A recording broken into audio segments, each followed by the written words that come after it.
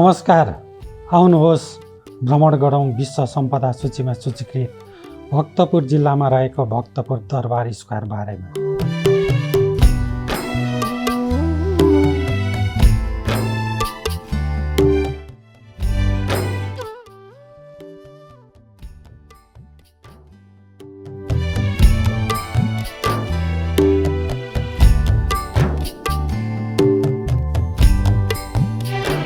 भक्तपुर दरबार square UNESCO विश्व सम्पदा सूचीमा सूचीकृत भएको नेपालको महत्त्वपूर्ण सम्पदा हो।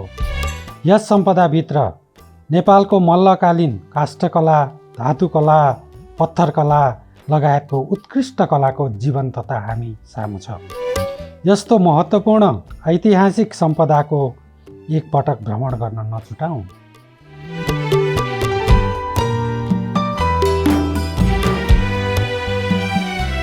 भक्तपुर दरबार स्क्वायर सम्पदाभित्र जात्रा, नाचगान, परम्परा र पहिचानको जीवन्त सङ्ग्रहालय हामीले पाउन सक्दछौँ। आउनुहोस् अब यात्रा सुरु गरौँ। हामी अब भक्तपुर दरबार स्क्वायरको पश्चिमतर्फको प्रवेशद्वारबाट भित्र प्रवेश गर्दैछौँ।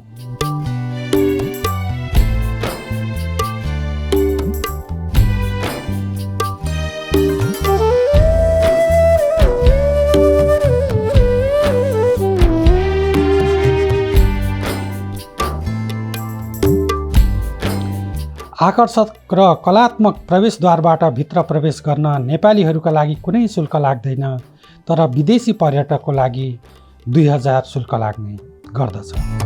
हामी अब प्रवेशद्वारबाट भित्र प्रवेश गर्दैछौँ। हामीले देख्न सक्छौँ यसको अवलोकन, अध्ययन, अनुसन्धानका लागि देश र विदेशबाट आउने गरेको पाइन्छ।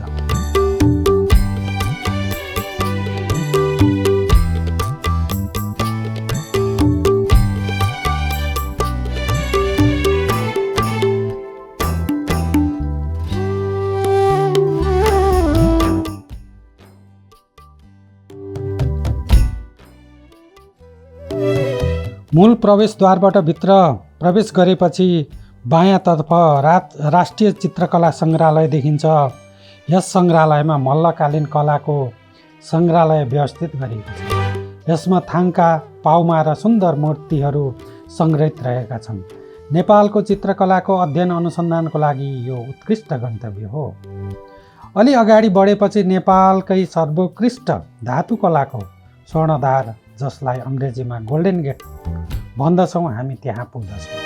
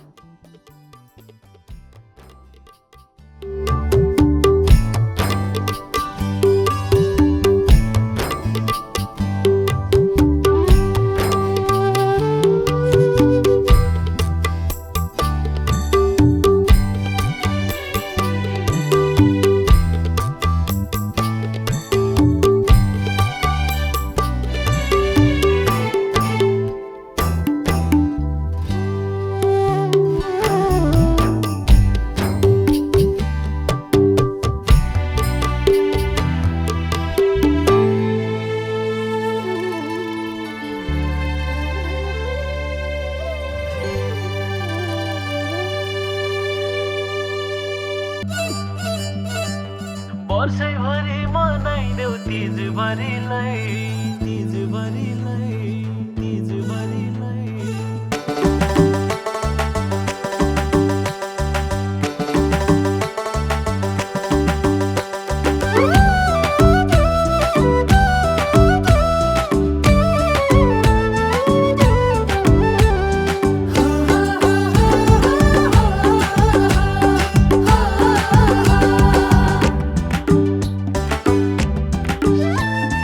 वर्षैभरि मनाइदेऊ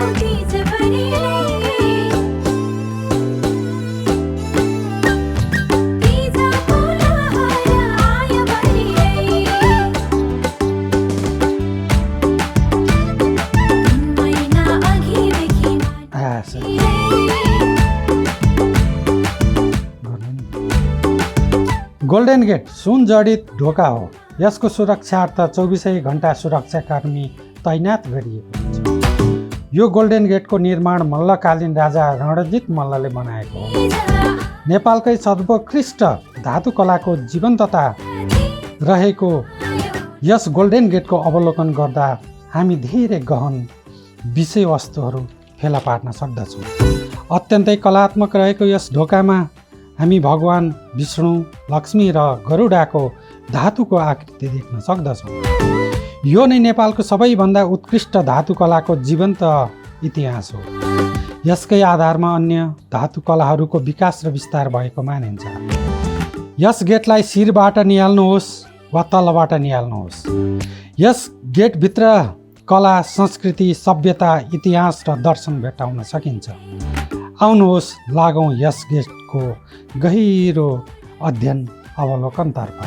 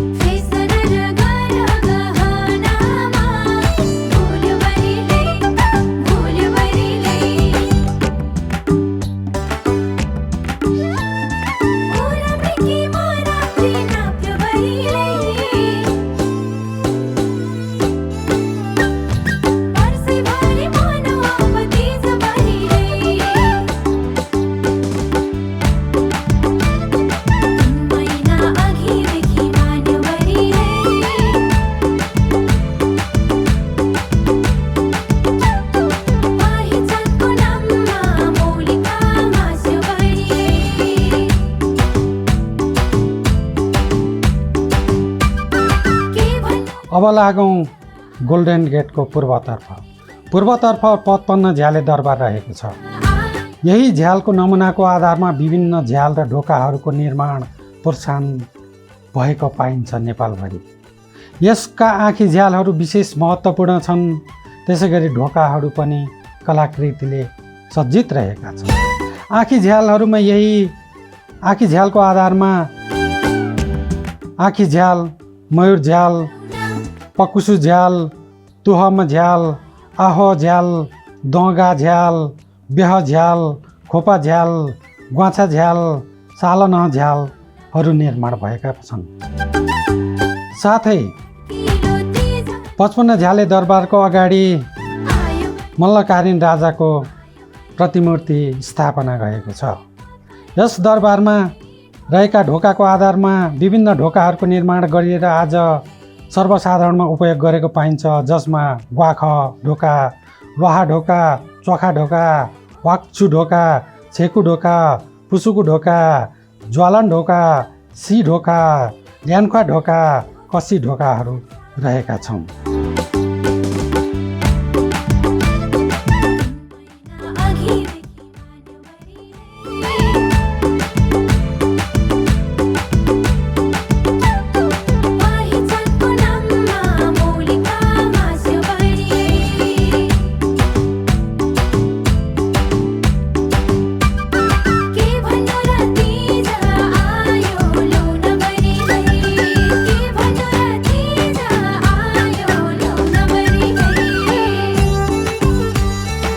यस्तै गरी अब लागौँ ढुङ्गाले बनेको 55 झ्यालको बायाँतर्फ रहेको वत्सला देवीको मन्दिरतर्फ। यो मन्दिर शिखर शैलीमा निर्माण गरिएको छ।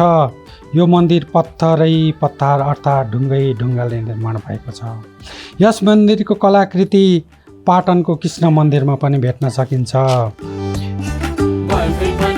यसको विस्तृत अध्ययन अवलोकनतर्फ अब हामी लागौँ।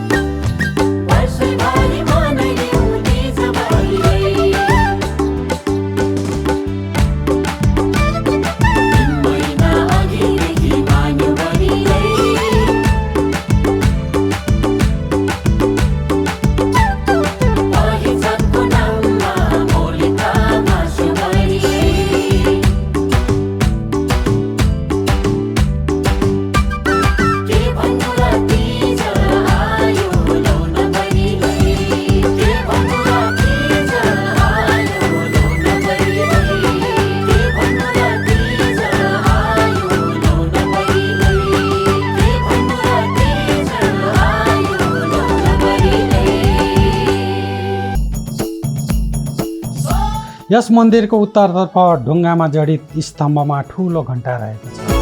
ढुङ्गाको खम्बा अर्थात् पिलारमा अवस्थित घण्टाले दरबारी स्थायको शोभा बढाएको छ। यसको पूर्वपट्टि रहेको शिखर शैलीमा निर्मित वत्सला देवी मन्दिरलाई नगर रक्षाको प्रतीक मानिन्छ। दायाँतर्फ रहेको काठको कलात्मक विश्रामस्थल देख्न सक्छौँ। साथै त्यहाँ शिवको पगोडा शैलीमा निर्मित आकर्षक मन्दिर पनि भेट्न सक्दछन्। दायाँतर्फ रहेको काठको कलात्मक विश्रामस्थल देख्न सक्दछौँ, जुन मल्ल राजाहरूले महत्त्वपूर्ण जात्रा, पर्व, परम्परा, नृत्य आदि दृश्यावलोकन गर्न प्रयोग गरिएको छ। मल्लकालीन यस कला आज पनि सजीव रहेको छ। दरबार स्क्वायरको महत्त्वपूर्ण सम्पदाका साथै खुलाचौर, भोजनालय, विश्राम स्थल पनि रहेको छ। यो क्षेत्रको अध्ययन, अवलोकन र अनुसन्धान गर्न विद्यालयका विद्यार्थीहरूदेखि लिएर विदेशी पर्यटकहरूको लागि समेत आकर्षक केन्द्रको रूपमा रहेका छन्। अब लागौँ यस क्षेत्रको पुनः अवलोकनतर्फ।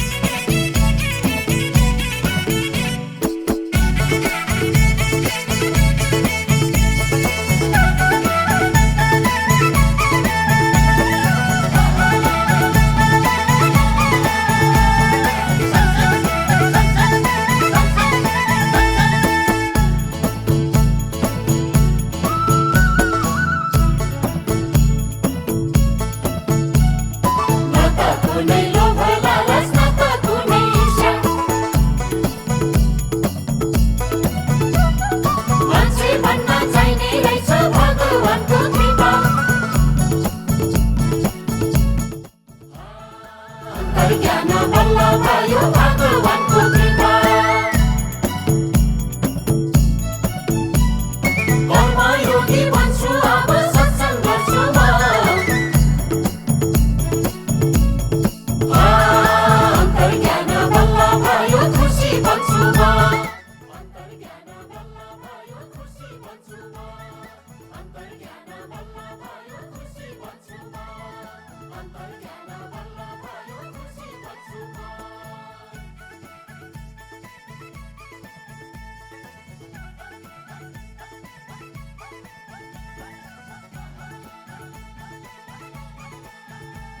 भक्तपुरको प्रपन्न झ्याले दरबारको बायाँपट्टि ढुङ्गेधारा रहेको छ, जसलाई स्थानीय भाषामा लुहान ख्वा भनिन्छ।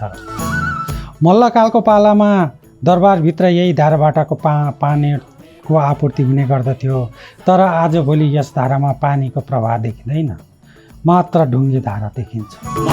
यस धारामा नागको मूर्ति कलात्मक रूपमा रहेको छ। यो धारा आज संरक्षण, सम्वर्धन र प्रवर्धनको पर्खाइमा रहेको छ। यसतर्फ हामी अवलोकन गरौँ। कर्मयोगी बन्छु अब सत्सङ्ग गर्छु म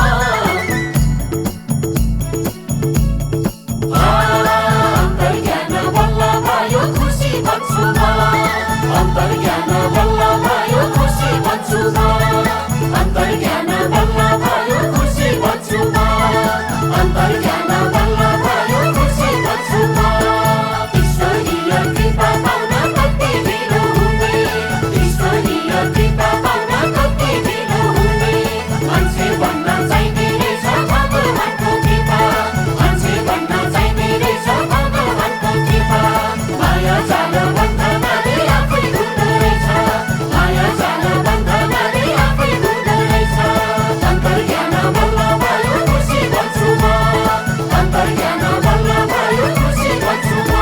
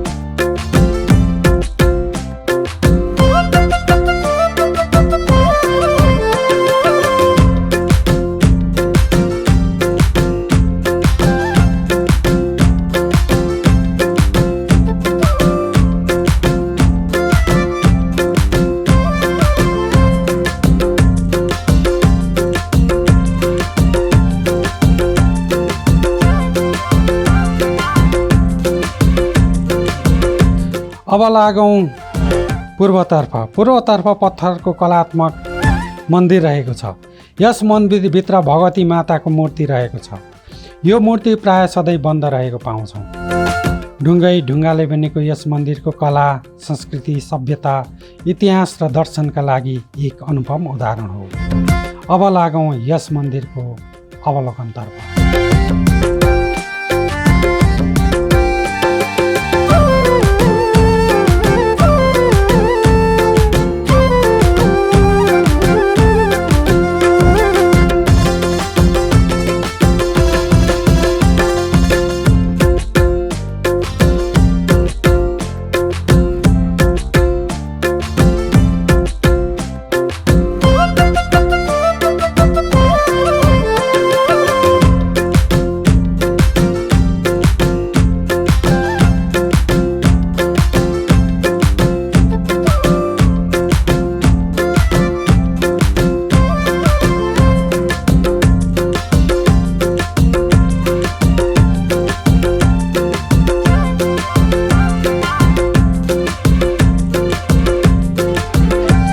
यसको ठिक उत्तरपट्टि इटाले बनेको कलात्मक मन्दिरभित्र देवादिदेव महादेवको लिङ्ग रहेको छ।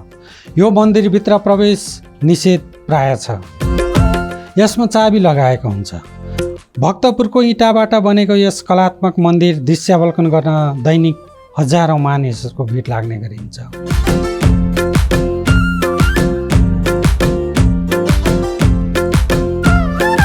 यस चोकको बिचमा दुईवटा हात्तीको खुला मूर्ति रहेको छ। यसले सहरको सौन्दर्य बढाएको छ। यस स्थानमा फोटो खिच्ने मानिसहरूको घुइँचो लाग्ने गर्दछ। अब लागौँ यस क्षेत्रको समग्र अध्ययन, अवलोकन, दृश्यावलोकन, मनन, चिन्तन र ज्ञानतर्फ।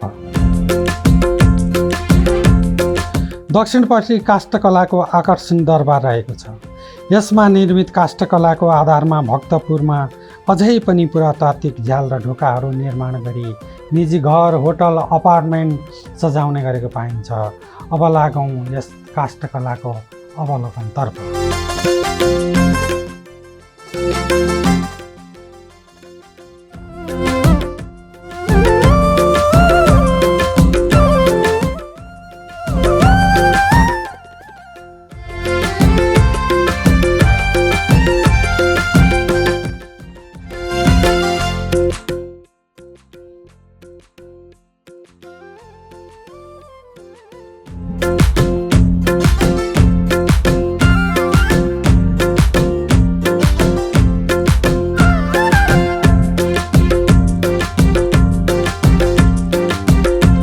यसपछि भक्तपुरको कला, संस्कृति, परम्परा अवलोकन गर्दै तलेजु मन्दिरतर्फ लाग्दैछौँ। शान्त वातावरणमा अवस्थित तलेजु मन्दिर वरिपरि प्यागोडा शैलीमा बनेका मन्दिरहरू। यसमा मन्दिरलाई मल्ल राजाले कुलदेवीको रूपमा मानिन्छ। वरिपरि मन्दिर खुला स्थानमा पाइन्छ, जसमा नेवारी संस्कृतिको जात्रा तथा पर्व मनाउन घुइँचो लागेको पाइन्छ। अब लागौँ यसको स्थानको अवलोकन गर्नतर्फ।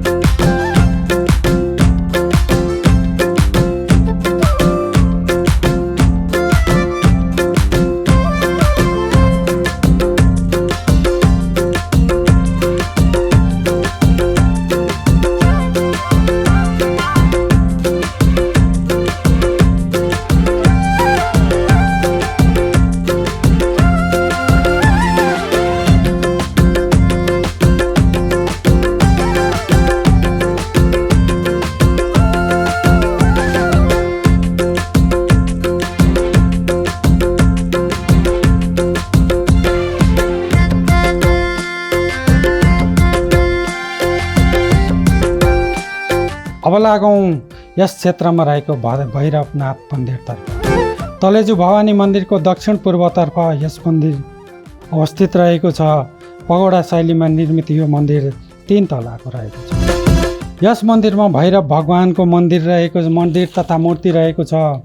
भैरव भगवानको दर्शन र पूजाआजा गर्न मन्दिरको दक्षिणपट्टि रहेको द्वारबाट प्रवेश गरेपछि 1 तलामाथि गएपछि भैरवको दर्शन गर्न पाइन्छ। नेवारी परम्परामा यस मन्दिरलाई ज्यादै महत्त्व दिने गरेको पाइन्छ। अब लागौँ तोमडी चोक मन्दिर र अन्य क्षेत्रहरूको अवलोकनतर्फ।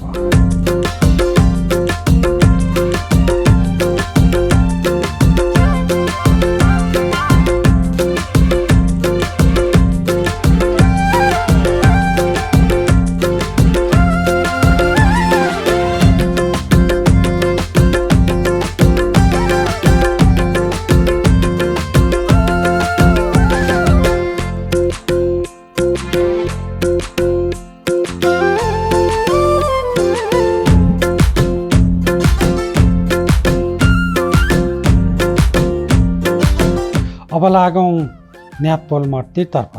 यो मन्दिर तोमडी चोकमा रहेको छ। 5 तलामा सज्जित यो पगोडा शैलीमा निर्मित यस मन्दिरलाई 1702 राजा भूपत्र मल्लले बनाउन लगाएको हो। यो मन्दिरलाई नेपालकै सबैभन्दा उत्कृष्ट पगोडा शैलीको मन्दिर मानिन्छ। यस मन्दिरको संरक्षकको रूपमा सिंह, बाघ, हात्ती, जयमाल रहेको छ। यो मन्दिर भक्तपुर जिल्ला मात्र नभएर नेपालकै मात्र पनि होइन, विश्व सम्पदा सूचीकै गौरवशाली पहिचान सम्पदाको रूपमा रहेको छ।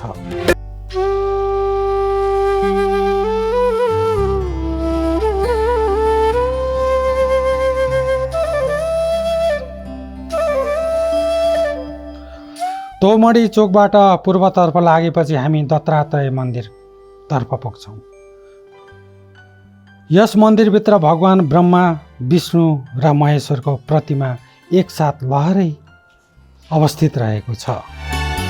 काष्ठकला, पित्तल मूर्ति, भाकु बखारी घरहरू यसको वरिपरि रहेका छन्। अब लागौँ यस क्षेत्रको अवलोकनतर्फ।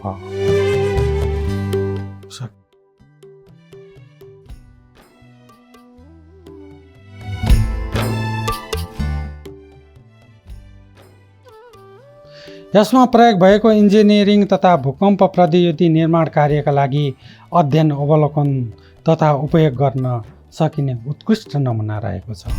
अब लागौँ यस मन्दिर र यस क्षेत्र वरिपरिको दृश्यावलोकनतर्फ।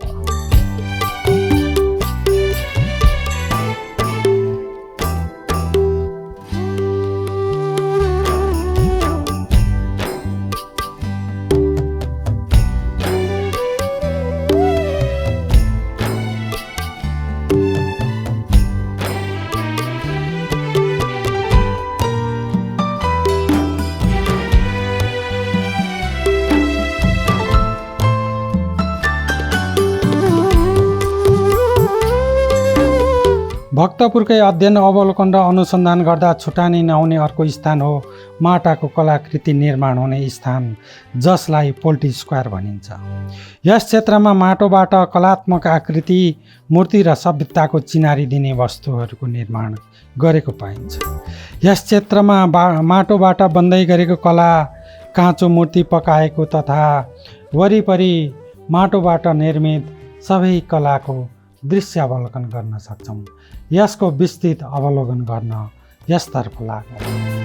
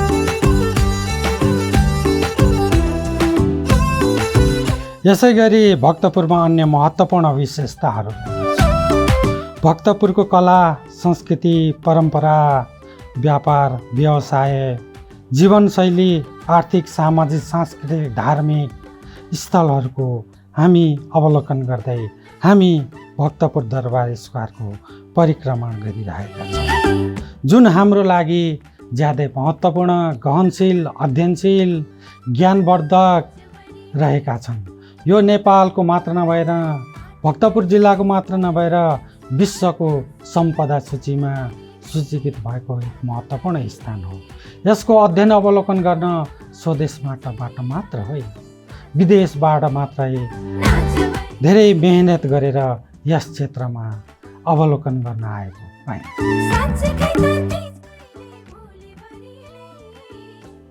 भक्तपुर जिल्ला काष्ठकलाको अनुपम उदाहरण हो। यस क्षेत्रभित्र विभिन्न कला आकृति संस्कृति र सभ्यता झल्काउने झ्यालहरू रहेका छन्, जुन काठबाट बनेका सुन्दर झ्याल ढोकाका दृश्यहरू देख्न सकिन्छन्। यही झ्याल ढोकाको आधारमा आज स्वदेशमा मात्र होइन विदेशमा पनि उपयोग गरेको पाइन्छ। विभिन्न राष्ट्रहरूमा यसको नक्कल गरेको पाइन्छ। स्वदेशभित्रै पनि विभिन्न निजी घरहरू अपार्टमेन्टहरू डिपार्टमेन्ट स्टोरहरू महत्त्वपूर्ण प्राकृतिक र सौन्दर्य स्थानहरूमा यी आँखी झ्यालहरूको सभ्यता र संस्कृति झल्काउने गरी उपयोग गरेको पाइन्छ।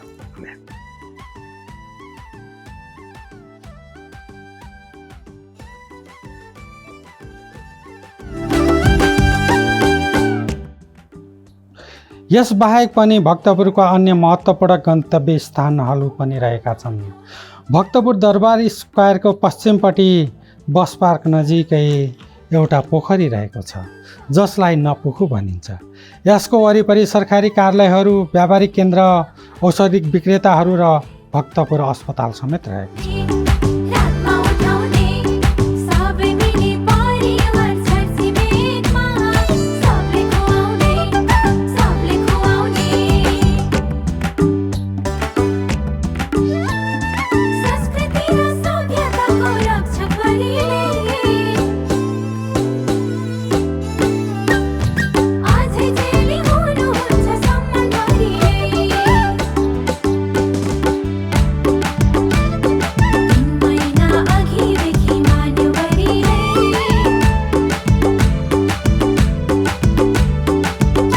अब हामी यात्राको क्रममा अगाडि बढ्दै जाँदा सिद्ध पोखरी पुगिरहेका छौँ, जसको प्राकृतिक सौन्दर्य छटाकोले गर्दा हाम्रो मन शान्त हुन्छ। पोखरी वरिपरि पैदल यात्रा गर्ने सुन्दर र रमणीय दृश्य रहेको छ। अब यसको दृश्यावलोकन गर्नतर्फ लागौँ।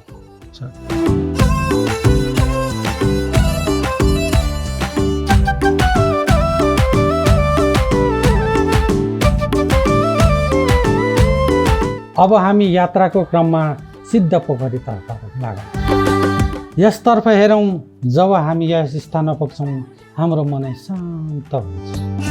वरिपरि हरियाली सौन्दर्य वातावरण, पानी र त्यस पानीभित्र रहेका माछाहरू, वरिपरि मनै आनन्दित गराउने प्राकृतिक सौन्दर्यले हाम्रो मनै हराभरा बनाउने। यस क्षेत्रको अध्ययन अवलोकन गर्न लागि दैनिक हजारौँ मान्छेहरूको भिड लाग्ने गर्छ। यो क्षेत्र भक्तपुरकै महत्त्वपूर्ण र एकपटक अवलोकन गर्नै पर्ने स्थानको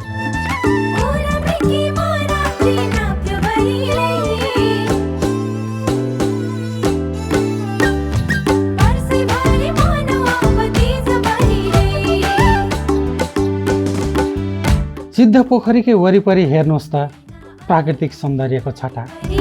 एकातर्फ बर, अर्कोतर्फ पिपल। यी बरका लहराहरू तल झुलिरहेका छन्। यी बरका लहराहरूले हाम्रो जीवन पनि यस्तै हो, हामीले सबै कुरा भोग्दै जानुपर्छ, अटल र आत्मविश्वासी हुनुपर्छ।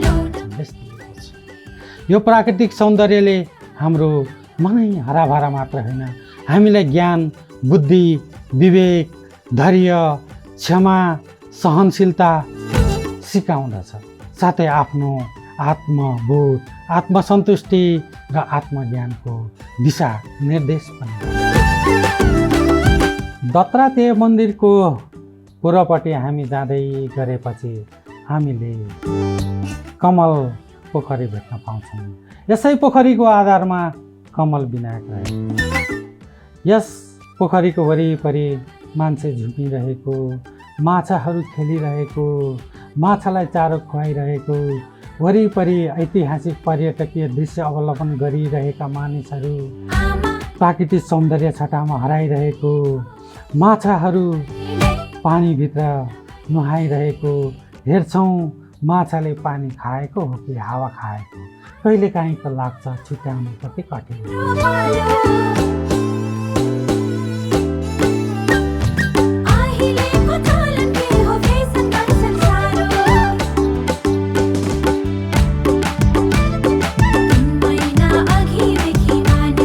आज हामी विश्व सम्पदा सूचीमा सूचीकृत दरबार स्क्वायर लगायत अन्य महत्त्वपूर्ण गन्तव्य स्थलहरूको जानकारी यहाँहरूले हेर्नु नै भयो होला, देख्नु नै भयो होला, मनन गर्नुभयो होला, चिन्तन गर्नुभयो होला, केही कुरा सिक्नुभयो होला, केही कुरा बुझ्नुभयो होला, आफूले आफैलाई पानीभित्रको आँखा पनि सक्नुभयो होला।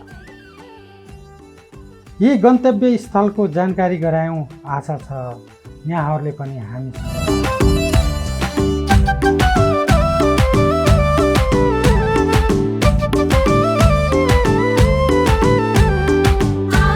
आज हामीले हाम्रो सानो मेहनतबाट यहाँहरूलाई विश्व सम्पदा सूचीमा सूचीकृत भक्तपुर दरबार स्क्वायर यसका महत्त्वपूर्ण गन्तव्य स्थलहरूको बारेमा जानकारी गरायौँ।